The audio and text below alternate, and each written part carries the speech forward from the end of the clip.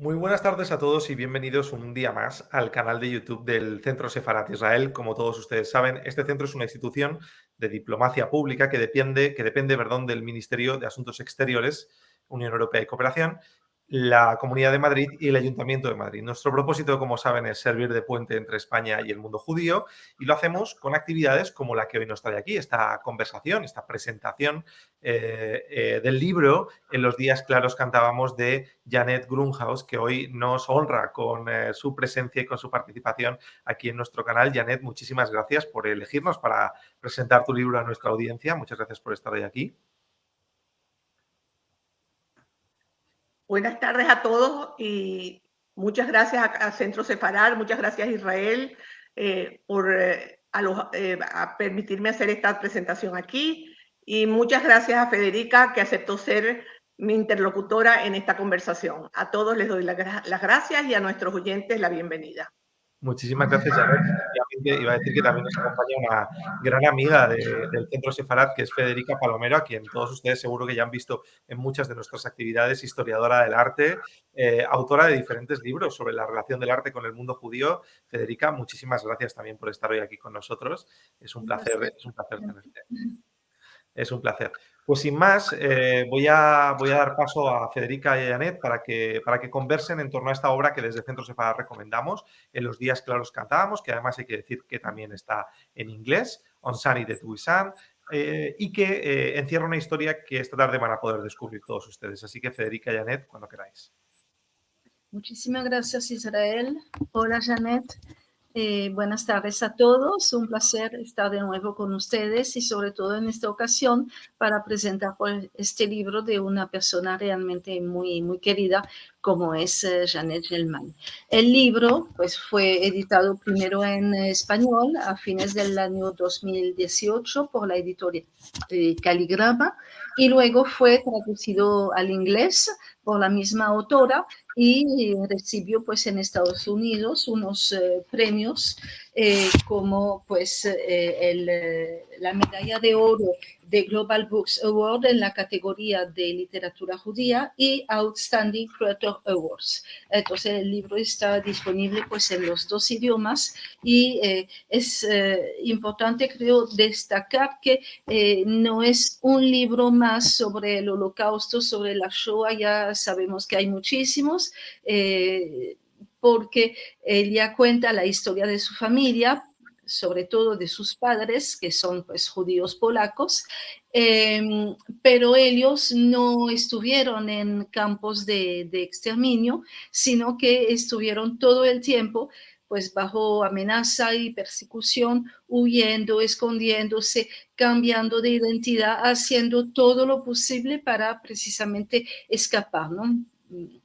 Y entonces es toda una aventura que nos cuentan y que es entonces una historia personal, familiar, individual, pero que desde luego pues encuentra su lugar perfecto en el contexto histórico que Janet además describe muy bien, pasando pues siempre en el libro de la historia privada a ese contexto histórico, lo que permite pues esclarecer muchos aspectos. Entonces realmente una lectura muy, voy a decir grata, aunque el tema obviamente no lo es, porque es una historia también, bueno, de miedo, de muerte. De hecho, los padres de Janet fueron los únicos sobrevivientes de las dos familias, pero al mismo tiempo es entretenido porque, bueno, uno quiere que se salven y finalmente se salvan, pero pasando por muchísimas tribulaciones y está todo eso muy bien contado en el libro de una manera sumamente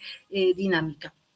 Entonces, bueno, yo leí el libro, volví a leer el libro, realmente es muy interesante y al mismo tiempo, pues, plantea muchas preguntas, ¿no? Y aunque yo conozco bien a Janet y conozco su historia, su familia, etcétera, pues hay unos aspectos que quedan por esclarecer y además yo quiero que el público también, pues, conozca un poquito más. Entonces,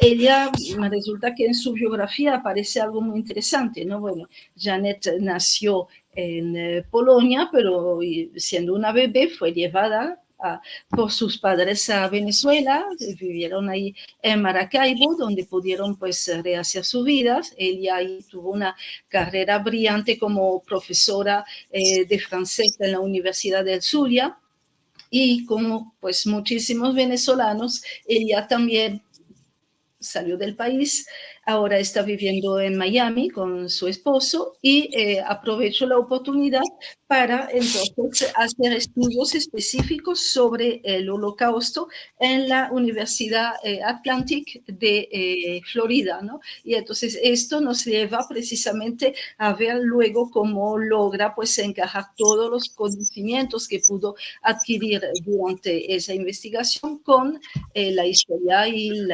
todos los documentos de su familia.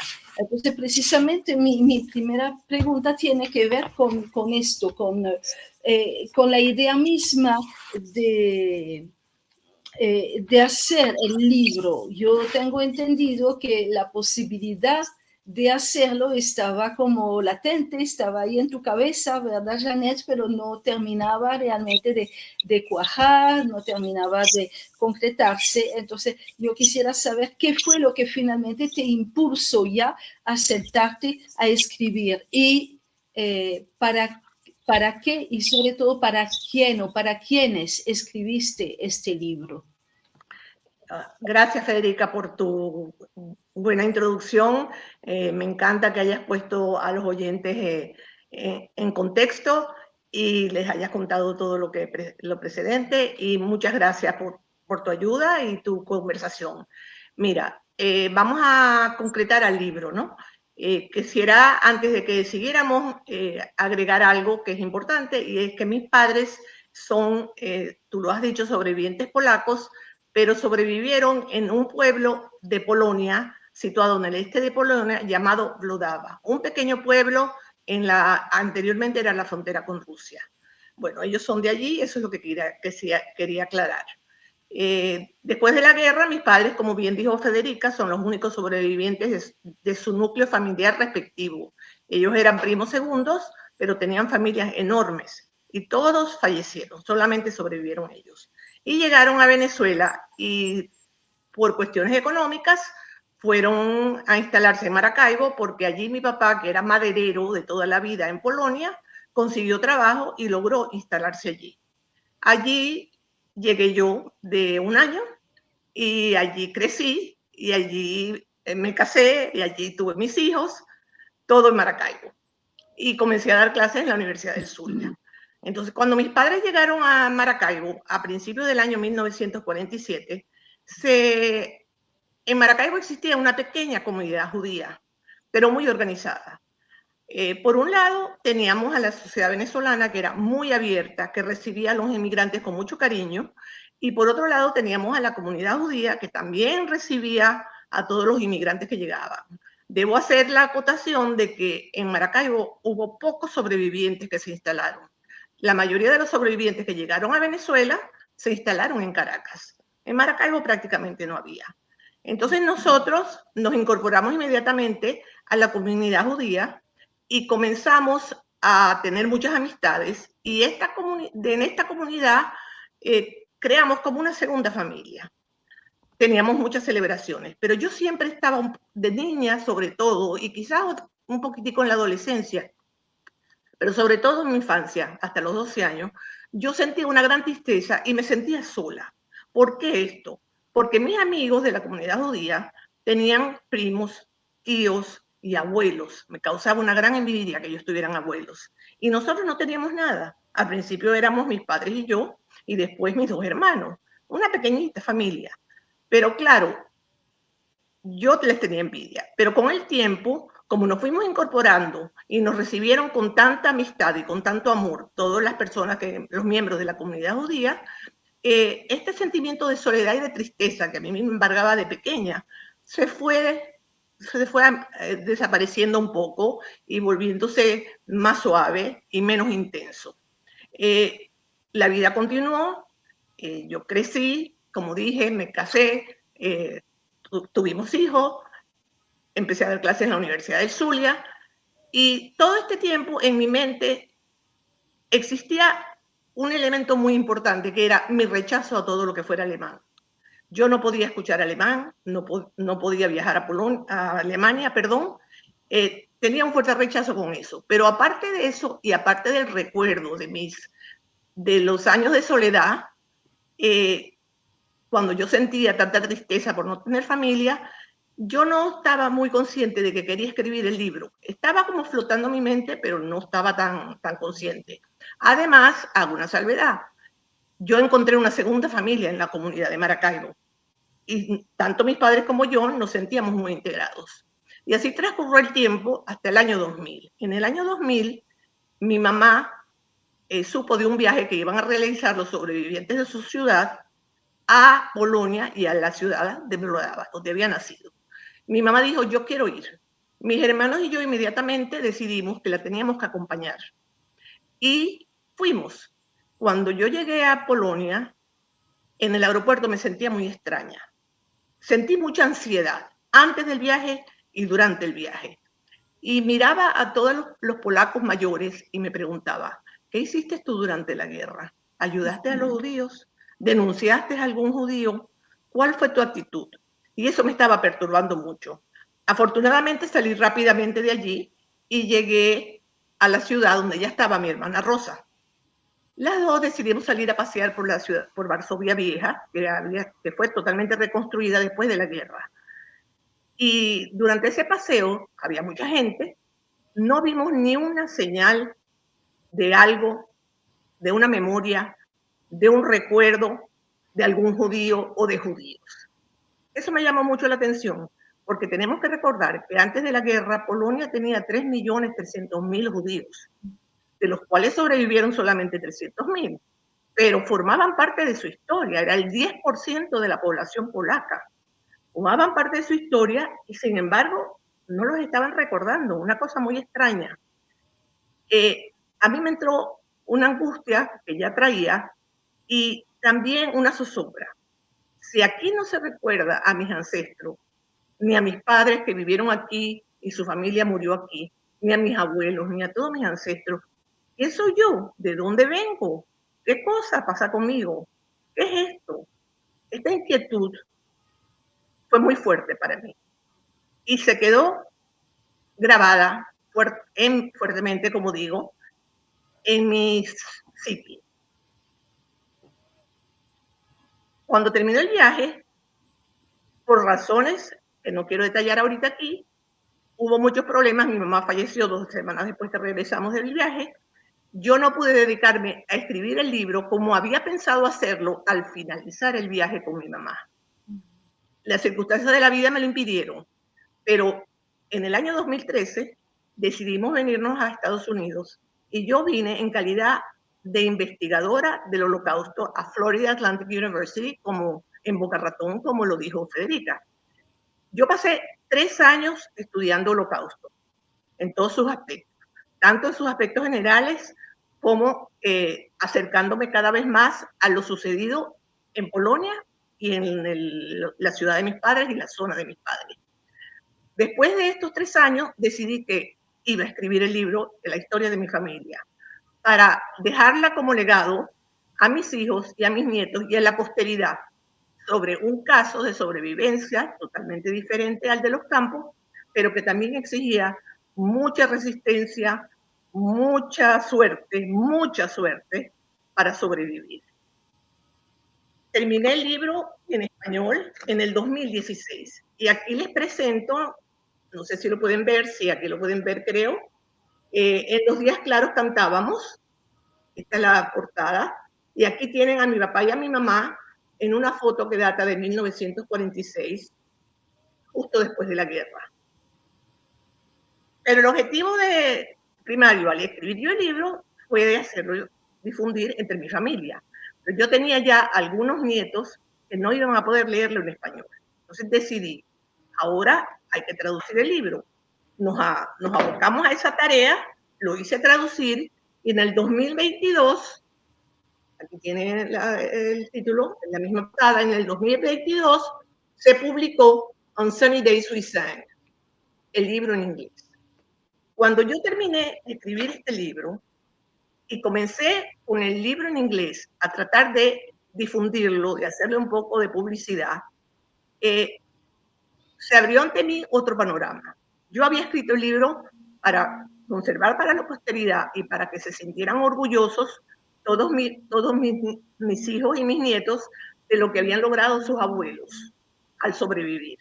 Pero después decidí que cada historia de holocausto y cada historia de sobrevivencia, de supervivencia, es muy importante para darla a conocer, ya que cada una de estas historias muestra a lo que puede llegar el hombre cuando se deja dominar por el odio. Y en los tiempos que en estos momentos estamos viviendo, vemos un resurgimiento importante del racismo, del antisemitismo y del odio en muchas de sus formas, y tenemos que impedir que esto se difunda de manera que se vuelvan a ocurrir tragedias como las que ocurrió durante el Holocausto y que han ocurrido en otros conflictos. Entonces, creo que, no sé si tienes alguna otra pregunta, Federica, con respecto a eso. No, yo creo que está clarísimo y muy bien, sí. Ahora, tú me comentaste que tus padres no contaban mucho de su pasado y el libro es un libro sumamente documentado. Entonces yo quisiera ver cómo lograste precisamente recopilar y reconstituir todas esas historias individuales y cómo lograste insertarlas dentro de la historia colectiva. Mira, mis padres, te voy a hacer una acotación corta y de una vez entramos al tema ese. Yo soy la mayor.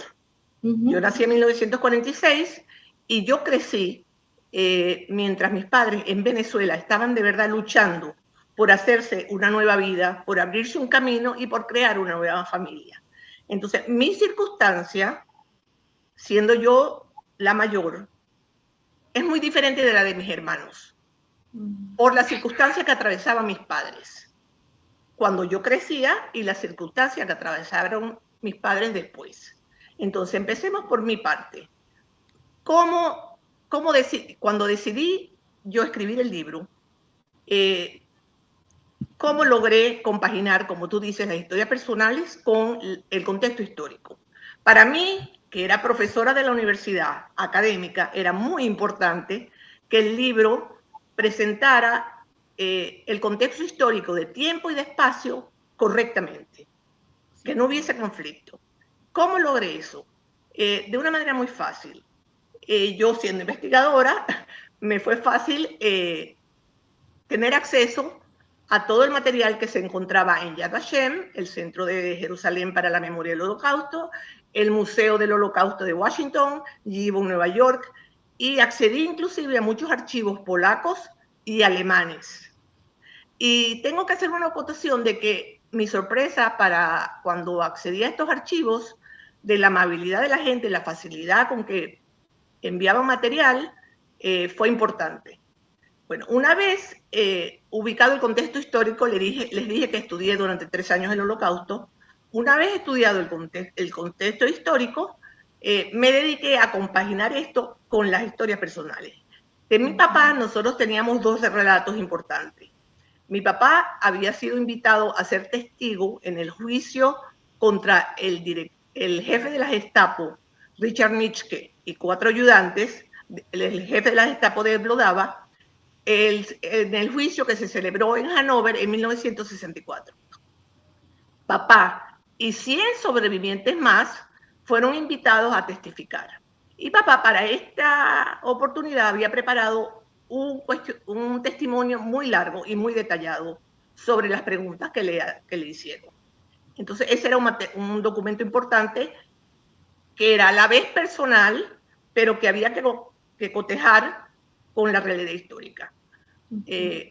La segunda cosa que recibimos de mi papá fue un artículo que él escribió para el libro del recuerdo, que existe en muchas comunidades, que se llama el libro del recuerdo de Vlodava y Sobibor, que salió publicado en 1975, y allí también mi padre escribió un artículo muy largo.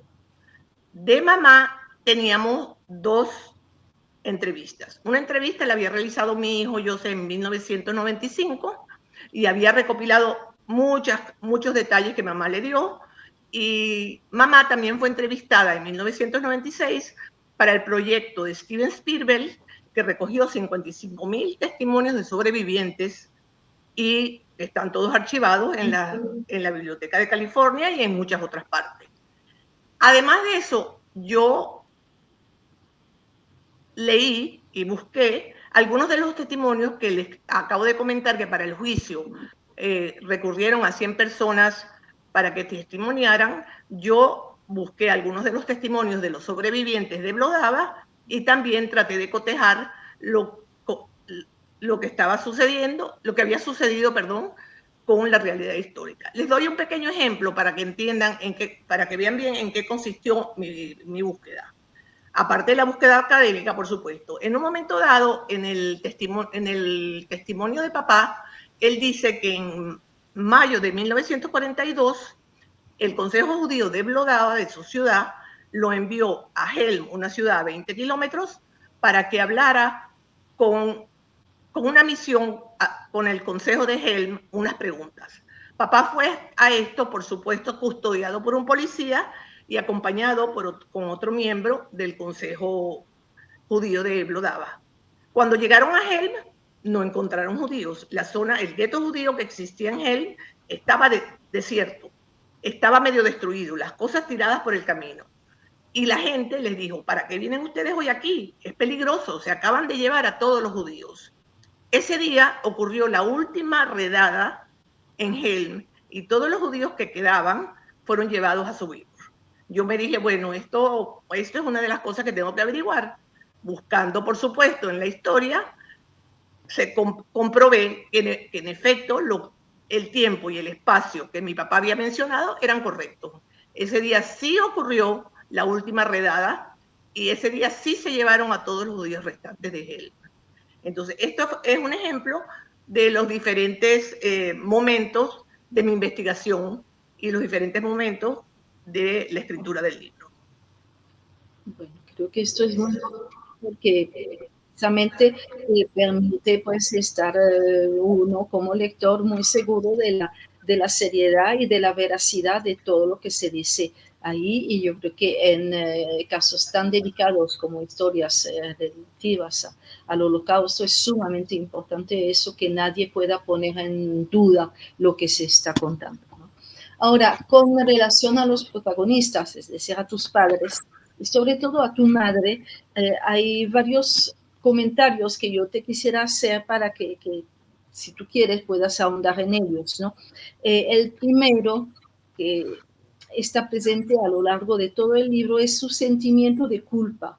Ese sentimiento del que habla Andreas Huysen en Busca del Futuro Perdido, ¿no? Y que ahí realmente encarna en una persona que lo ha sufrido de manera obsesiva, ¿no? Siempre preguntándose por qué estoy viva, por qué los demás están muertos, cómo yo me salvé, por qué yo me salvé y ellos no. Y además, en el caso de tu madre, no es un sentimiento, digamos, difuso, como lo puede describir precisamente Andreas Huysen, sino algo muy concreto ligado a la historia de su hermana Esther, ¿no? Entonces, me gustaría que hablaras un poco de eso, si quieres, ¿no? Bueno, me voy a explayar un poco más con el caso de mi madre, pero te quiero decir que en el caso de mi papá fue algo curioso. Mi papá, nosotros tuvimos un padre muy serio, muy circunspecto, muy intelectual, leía muchísimo, interesada por la política de todas partes, especialmente del Estado de Israel, pero poco dado a emociones, a expresar emociones ni a mostrarlas. Sabemos que papá no era así antes de la guerra. Esto fue antes de que la guerra le destrozara el espíritu, porque tenemos un testimonio de un primo que lo conoció antes de la guerra y con el cual se relacionaba muchísimo por sus circunstancias especiales, y él describía a papá como un hombre jovial, alegre, amante de la vida, inclusive no era muy religioso, amante de la vida, y que cuando estaba en Varsovia, y esto era una vez al mes con frecuencia por cuestiones de negocio, iba a los cafés, a los restaurantes, a los teatros, y era siempre el centro de atracción. O sea, era otra personalidad. Es decir, que mi papá con la guerra cambió completamente, como es de esperarse. Pero papá tampoco era dado a hablar de emociones. Entonces, nunca le escuché yo a papá algo con respecto a la familia que había perdido y cómo se sentía. Pero en una ocasión, la única ocasión de mi vida, lo vi llorar. Nosotros sembramos, la familia sembró un árbol en Jerusalén, perdón, sembró un bosque en Jerusalén en memoria de la familia fallecida en el Holocausto.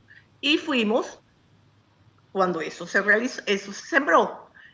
Le tocaba a mi papá decir una oración en memoria de los fallecidos, pero en medio de la oración, papá rompió a llorar. No pudo terminar.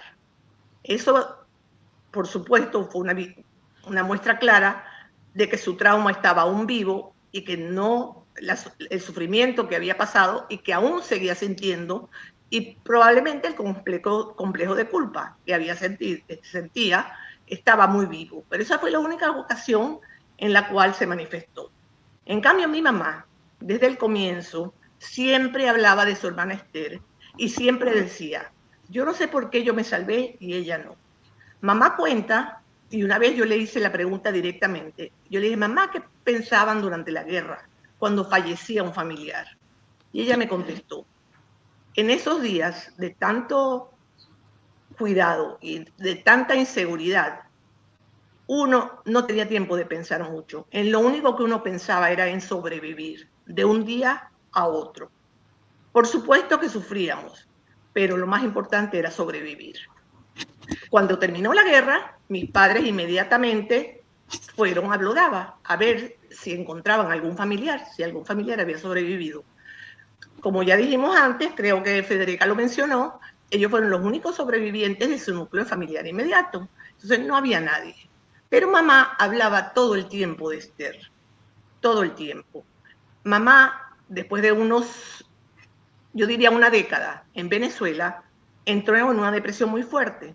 Y su depresión fuerte era causada sobre todo por su complejo de culpa frente a Esther. ¿Por qué sobreviví yo y por qué no le di mi puesto a Esther? ¿Cómo sucedió esto? Mamá y Esther estaban juntas cuando ocurrió la última rodada en Blodava en mayo de 1943. Salieron juntas a otro pueblecito cercano y se quedaron allí. En ese momento, en ese pueblo, no estaban persiguiendo a los judíos, los dejaban trabajar. Pero estuvieron todo el tiempo tratando de encontrarse con los partisanos para ver cómo podían hacer para escapar de allí, bien sea unirse a los partisanos o irse a otro lugar. En ese momento, los partisanos de Blodava no estaban aceptando mujeres, entonces eso no se podía considerar. Pero ellos le consiguieron la casa de un campesino que estaba dispuesto a alojar a una persona. Esther era 3 años mayor que mamá y siempre ellas eran jóvenes, estamos hablando del año 43, mamá tenía 19 años, Esther tenía 22, pero Esther siempre tomaba las decisiones por mamá. Entonces Esther le dijo, vete tú, que yo me las voy a arreglar. Y así sucedió. Mamá se fue donde el campesino, se escondió, y Esther se quedó en este lugar que se llamaba Dampol, a donde llegaron los alemanes 2 meses después y liquidaron a todos los judíos. Está claro que a mamá se le creó un complejo de culpa enorme y siempre, siempre lo manifestaba. Sufrió una fuerte depresión que duró años, pero finalmente logró dominarla y ya hacia los últimos años que vivió, mamá falleció relativamente joven a los 75, ya no sufría tanto de esta depresión, pero siempre recordaba a Esther. En el viaje que hicimos a Polonia, les quiero leer un pequeño párrafo para que vean cómo mamá ya en ese momento podía hablar de lo que había sucedido con Esther, si me permiten. Mamá dice así, digo yo, empiezo yo. Mientras atravesábamos un bosque por una carretera larga y recta, súbitamente mamá recordó, por un camino así me fui con los partisanos. Cuando íbamos a cruzar, miré hacia atrás y a lo lejos vi a Esther que seguía mirándome parada allí. Esa fue la última vez que nos vimos. supe después que Esther se pasó la noche llorando. Bueno, esto que mamá relató, en frases normales, en un momento de su vida donde ya había asimilado lo que había sucedido y había aceptado que su salvación sucedió gracias a Esther. De acuerdo. Otro aspecto que también me llamó la atención es acerca de los sentimientos religiosos puestos bajo sospecha, la ausencia de Dios, el silencio de Dios, eso de lo que habla Simón Wiesenthal, por ejemplo, o también el filósofo Hans Jonas, ¿no? Y eran familias, bueno, más o menos tradicionales y religiosas, y entonces cómo eso después se transformó, digamos, en algo diferente, una relación diferente con la religión en tus padres. Mira, tengo que decirte que sabemos más de esto con respecto a mamá que con respecto a papá. Y tengo que confesar que yo nunca hablé de esto con mamá, pero mi hermana Rosa sí lo hizo. Mi hermana Rosa sí lo hizo. Entonces, quiero hacer alusión a un pequeño comentario de Elie Wiesel. Como tú dices, muchos, además de las personas de Wiesenthal que tú nombraste, hay muchos pensadores que han abordado este problema, porque este problema fue presentado en la mente de todos los sobrevivientes, sobre todo en los religiosos, o más o menos religiosos, tampoco tenía que ser muy religioso, sobre la presencia de Dios y la ausencia de Dios en el holocausto. Elie Wiesel, por ejemplo, dice, yo nunca dejé de creer en Dios. Me enojé con Dios y aún estoy muy enojado con Dios. Y me salvé gracias a la oración. Oré mucho tiempo y seguí orando. Pero lo importante es que él dice, nunca dudé de la ausencia de Dios. Esto es muy común entre los sobrevivientes. Y Elie Wiesel venía de una familia muy religiosa. Mis padres venían de familias religiosas. La de mamá, muy religiosa, y mamá creció siendo muy religiosa. La de papá, un poco más moderna. Pero papá, como era bastante mayor que mamá, ya llevaba una vida independiente. Y por eso les pude contar que cuando iba a Varsovia, tenía actividades que a lo mejor algún judío religioso no hacía, como ir al teatro. Entonces, mi papá era menos religioso, diría yo, que mamá. Pero mamá tuvo un conflicto grave. Y no quiero ponerme en su boca, y les voy a leer, si me lo permiten, cómo supimos de su conflicto, o cómo supe yo de su conflicto, porque mi hermana lo sabía. Mi hermana se llama Rosa. Y les leo, con permiso. Me sorprendí mucho cuando mi hermana Rosa me contó que mamá había mantenido una gran lucha interna con Dios. Ellas conversaron mucho sobre eso. Conmigo no lo hizo. No sé si perdió la fe por completo, pero sí estoy segura de que tuvo profundas dudas. Los fundamentos de su creencia parecían destruidos. Se preguntaba, ¿cuál era entonces la función de Dios? ¿Qué determinaba el mal y el bien? ¿Cuál era para Dios el valor de la vida? Y sobre todo, ¿quién era ese Dios que permitió que se hiciese tanto daño a su pueblo? ¿Cómo puede existir un Dios así?, le preguntaba a Rosa. Un Dios silencioso ante tanta monstruosidad. Yo debo decir que yo ignoro si mamá concilió sus interrogantes, pero sí les puedo decir que en su mesa de noche había 2 libros de oraciones. Cuando falleció, allí en su mesa de noche había 2 libros de oraciones. O sea que pienso que ella, en cierta medida, le sucedió como Elie Wiesel, que la oración la salvó y la hizo recuperar su fe en Dios. Papá, por otro lado, nosotros éramos una familia muy tradicional, íbamos a la sinagoga en las fiestas religiosas allá en Maracaibo, y papá también asistía, pero yo lo veía que no participaba mucho. Solamente cuando ya era muy mayor, papá falleció muy mayor, vi que durante las ceremonias religiosas en la sinagoga participaba algo. Entonces pienso que él también recuperó una parte de su creencia. Bien, bueno, para terminar, hay otro aspecto que también me parece sumamente importante porque también se encuentra en otros testimonios, digamos que es algo que define pues, la identidad de los sobrevivientes o de los hijos de los sobrevivientes, que es la importancia de fundar una familia, de perpetuarse. Tú usas el término perpetuarse, ¿no?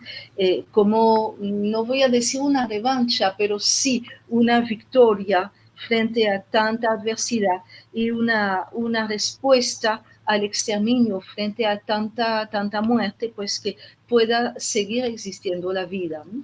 Y eso también lo he visto de manera bastante recurrente en el libro.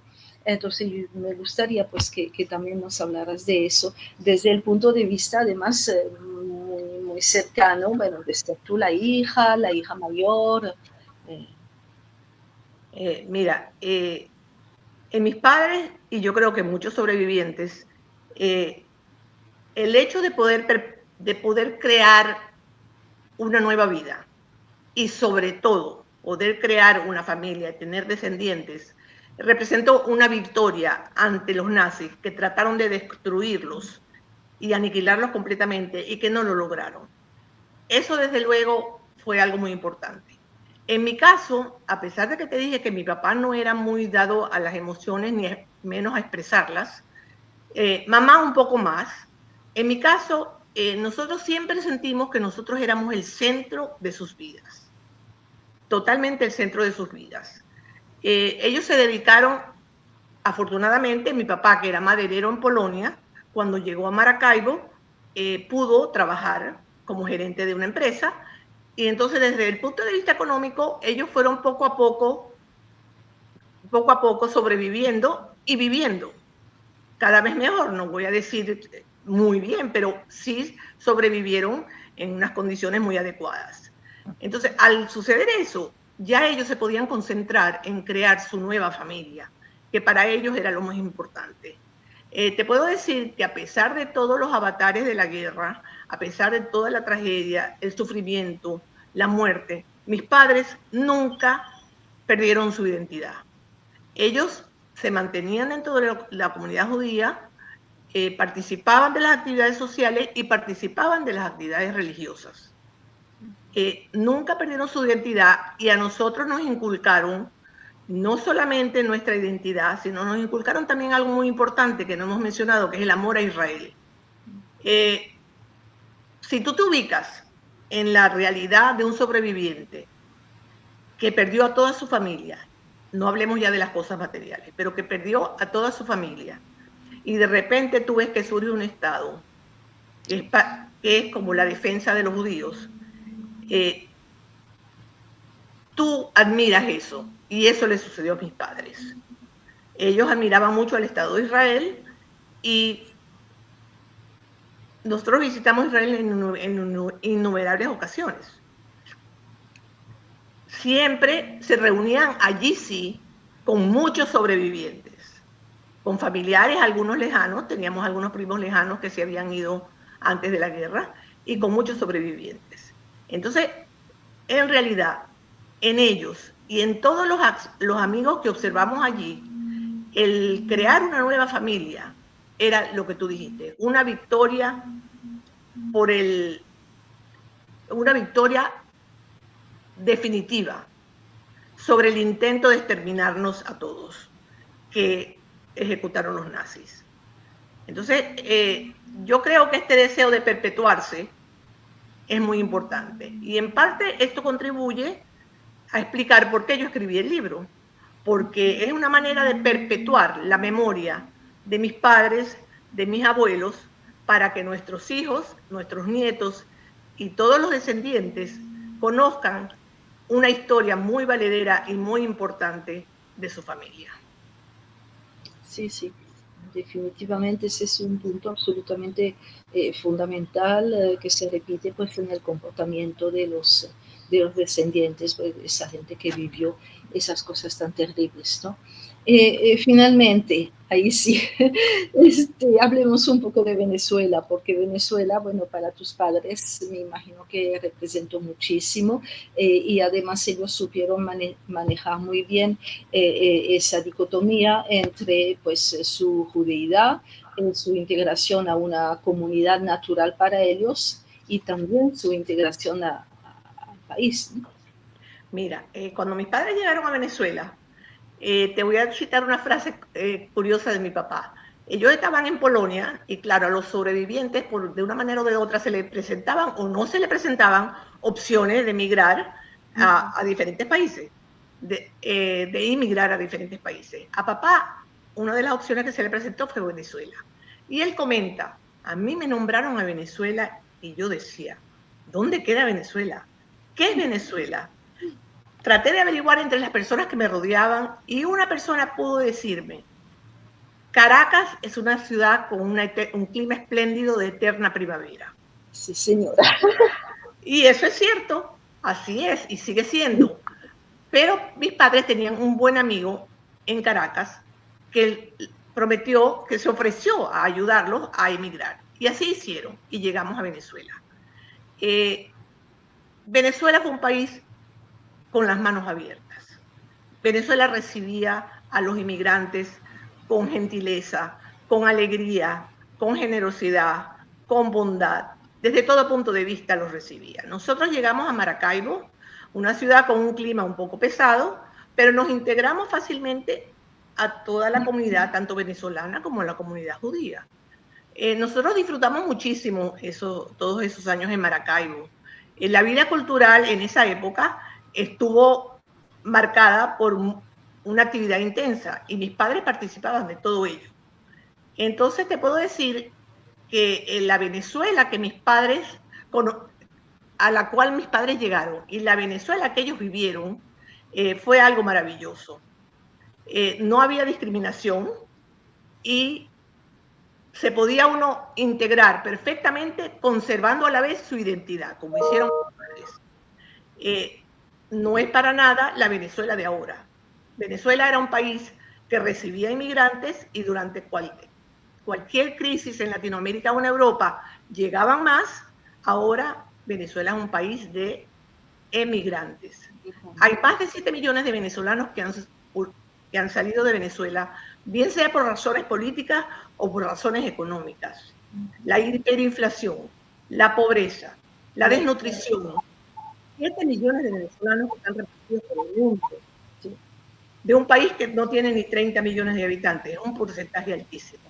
Entonces, para nada es la Venezuela que conocieron mis padres ahora, desafortunadamente.